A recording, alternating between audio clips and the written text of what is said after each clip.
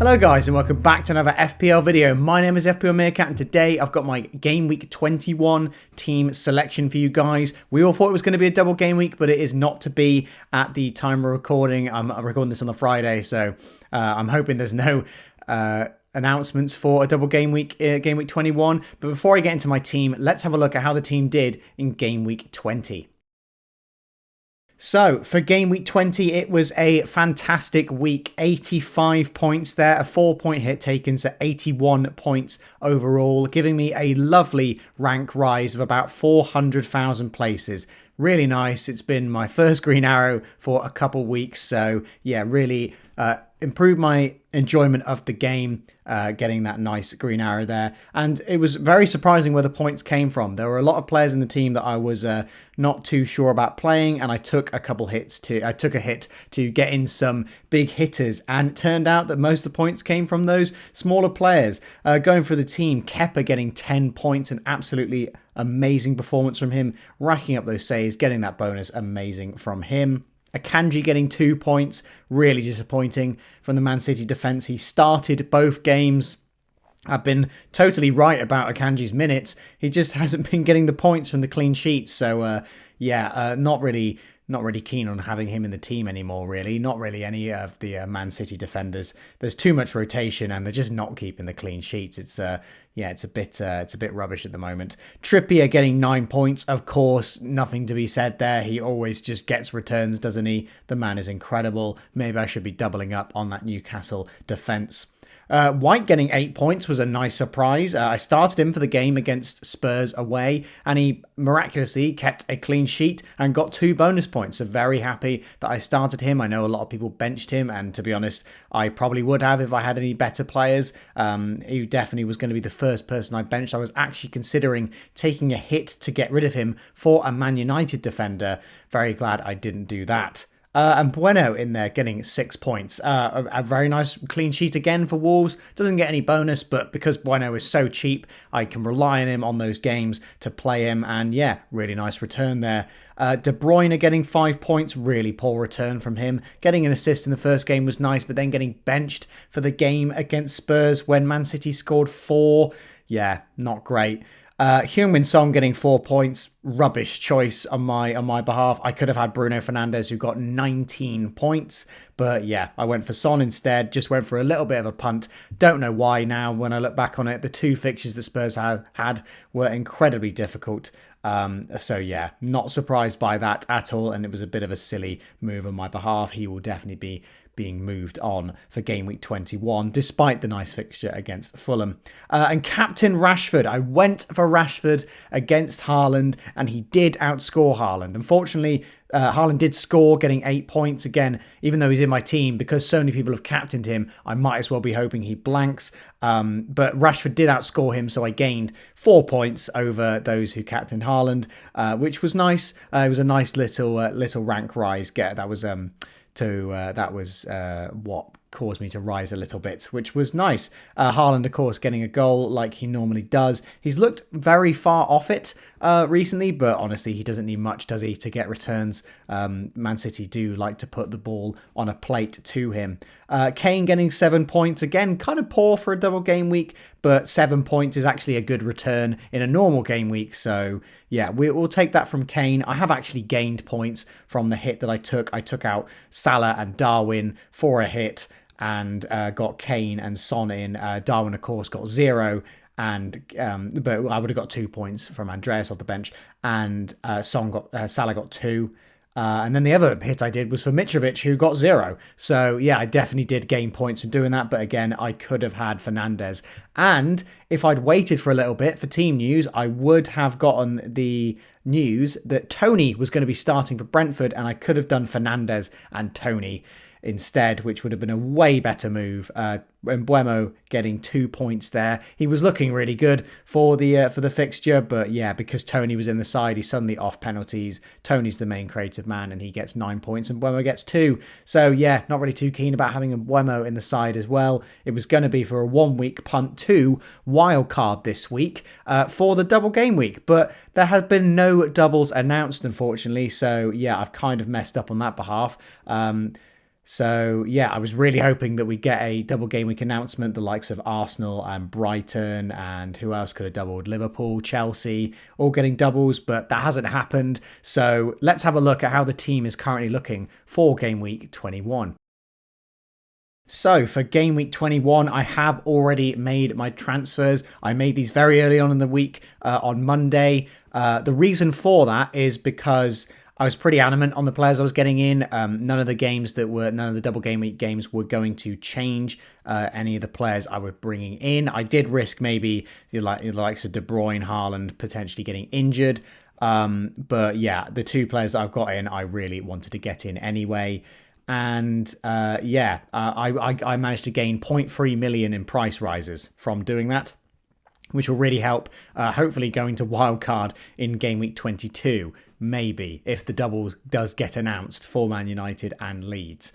But yeah, so a 4-point hit taken. The moves are Son and Somerville are out to Ødegaard and Solly March. So I know a lot of people have been talking about Mitoma recently. I will say, looking at the data, looking at the underlying stats, Mitoma has been a better player in terms of getting the stats. However, Solly March has been getting the returns. He has 3 double-digit returns in 4 game weeks. And a player like that, just an absolutely incredible sense of finishing, playing really well in that Brighton side. He's calling to me. I really want to go for him. I know a lot of people will go for Mitoma. He's also a very, very good pick. Honestly, if we had enough slots in midfield, I would probably go for both. I currently don't. I don't want to take another hit this game week. I know a lot of people are rolling the transfer to get more news about the double game weeks. Again, I think that is a great move, but I think I'm planning on wildcarding next week anyway. So I thought I might as well just make some moves to get as many points as I can this game week. My armband was on Trippier for a large amount of time until Haaland scored yesterday, and yeah. He's now got my armband. I just don't think there's any point risking against Haaland. The thing is, the thing that I'm thinking about is that Haaland, and whilst I'm talking about it now, Haaland has the potential to obviously score massive. Trippier has such a good floor though, doesn't he? The clean sheet looks absolutely certain for Newcastle at the moment. He gets bonus all the time. He has the potential to get assists, but we're never really going to see more than 12 points from Trippier. Whereas Haaland, if he scores twice, he gets 13 points. So that's basically where my head's at. Is it more likely that Haaland scores twice or Trippier gets an assist and a clean sheet? And to be honest, maybe it's Trippier. I think Trippier has a higher floor but a lower ceiling. And obviously Haaland can blank get 2 points, but he can also get 17 if he gets a hat-trick, just like he does many weeks. He's looked a bit off it recently, but I don't think there's any point chancing it. I had a nice green arrow, and yeah, I don't think I'm going to back against him a second time. I'm going to play it safer and captain Haaland. Obviously, yeah, the players that I brought in, Ødegaard and March. Ødegaard at home to Man United obviously is not a great fixture on paper, but Ødegaard has just looked so good in that Arsenal team. I am desperate to have one of the Arsenal attackers in the team. They have been harming my rank for far too long. And yeah, I think he can still get a return against Man United. I think this is a game where Arsenal will be at their best. And also, Casemiro is suspended for the game for Man United. So I think Arsenal will have a lot of the ball in that game. And yeah, I'm backing Ødegaard to get a return or two in that game. And Solly March with the away fixture against Leicester has actually made my decision of keepers a lot easier. I'm going to be starting Kepa over Ward. I don't really want to start my Leicester goalkeeper when I've got a Brighton attacker. I don't really like starting defenders who are playing attackers. I know I'm also playing White and Rashford, but yeah, I don't really like doing that sort of thing. But yeah, Ward, I'm not confident in the Leicester clean sheet at all. I think that Brighton are a better attack at the moment than Liverpool are. So I think there is more chance that Chelsea keep a clean sheet than Leicester do. I know an away fixture to Liverpool looks terrible, but I think Kepa can still get a couple save points, and I really don't see Liverpool scoring more than one goal at the moment. Honestly, their attack does not look great at all. Vice captaincy at the moment is also on Kane. He's another potential captaincy pick. I'm not too sure how I felt about Spurs in the Man City game. I know they scored twice, but if you watch the game, they were from absolute howlers of mistakes from Man City. I really don't think their attack offers much at all at the moment. So yeah, I'm not too confident about Kane. I think just owning Kane is enough for me. I don't think I'm going to captain him. And yeah, and Buemo in the team as well. Not really a fan of. But yeah, it's a nice game against Leeds. I think he'll start, and there's potentially a chance for a return. I'd much rather have Tony in that spot, but I don't think it's worth taking a hit to get in Tony. Also, getting rid of Son and Somerville has left 4.2 million in the bank for potential switches in case I don't wildcard in game week 22. I will talk more about that wildcard strategy in the game week 22 selection video. Because there's so much up in the air at the moment. We've got a big break between the game week 21 and 22 deadline, so there'll be a lot of time to get news about potential doubles and stuff like that. But yeah, it was a really nice green arrow from the last week. Obviously, despite not having the likes of Fernandez and Mahrez, who obviously got massive hauls, 19 points each in the respective games. That just shows the power of a double game week. If you strike it lucky with the right players. Elise as well getting a haul. Well done if you picked up him. But yeah, I think the team's looking okay for this game week. I think that I can hopefully get a little bit of a green arrow. I'm not too confident on a massive green arrow just because the differentials that I have in the team I'm not too hopeful on. Maybe March can get a return. But yeah, a lot of the team is quite template at the moment. I've got a lot of the popular players, and the players like Akanji and Mbuemo I'm just not too confident on. So yeah, but let's have a look at who did the best in the mini league for game week 20. So the top score in the mini league for game week 20, just one shy of the 100 club, 99 points without a hit. Incredible performance from Zoran Kochev, I'm going to say, or maybe Kosev. I'm not even going to try and pronounce the team name, but yeah, what an incredible performance. Just look at the team he has. He captained Rashford over Haaland. He has Kane in the team. He has Fernandez and Mahrez. What an incredible performance there, going all in on the doubles. You've got 9 doublers there using the wild card to full effect, making a huge score, an absolutely huge score there. Really impressed by that. Just shows how crucial the doubles can be. I will say though, this is probably because you've had to downgrade in a lot of places. I see Greenwood and Zanka on the bench. Botman over Trippier. Obviously, Botman, if Newcastle are going to get clean sheets, Trippier, he might not outscore the Newcastle defenders by that much.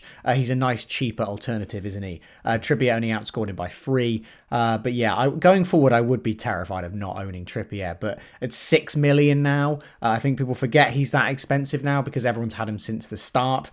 Yeah, he's a very expensive player to try and get in if you want to get him in. And even White there on the bench getting 8 points there. I don't know who you would have benched to play him because obviously you wanted to start as many doublers as possible. But yeah, really draining all the funds there on the bench with the cheapest possible goalkeeper, forward, a very cheap defender there as well to get as much money into that front line as possible. And it's really worked out with 99 points there, a game week rank of 43k.